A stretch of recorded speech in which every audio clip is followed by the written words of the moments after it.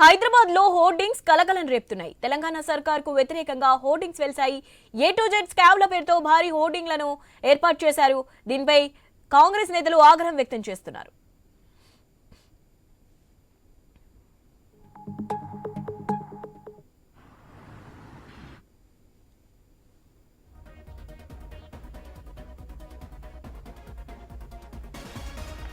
Right, Hyderabad లో hoardings కలకలం రేపుతున్నాయి. తెలంగాణ సర్కార్ కు వ్యతిరేకంగా హోర్డింగ్స్ వెలిశాయి.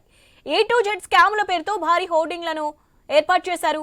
దీనిపై కాంగ్రెస్ నేతలు ఆగ్రహం వ్యక్తం చేస్తున్నారు.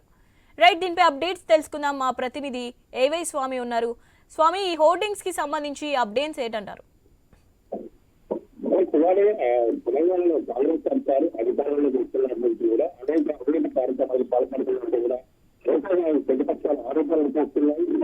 కాంగ్రెస్ పార్టీ అభివృద్ధికి అభివృద్ధి చెప్పేసి కూడా ఆరోపిస్తున్నారు. అందులో భాగంగానే ఒక 5 గంటలుగానే బీఆర్ఎస్ పార్టీ ఎమ్మెల్సీ ఆర్మూరు మాజీ ఎమ్మెల్యే ఆటల గారి జీవన్ నుండి కాంగ్రెస్ పార్టీకి సంబంధించి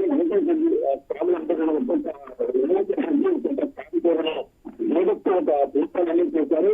ఇప్పుడు మరొక హైదరాబాద్ పట్టణ ప్రాంతాల్లో ఒక భారీ ఓటర్స్ కాంగ్రెస్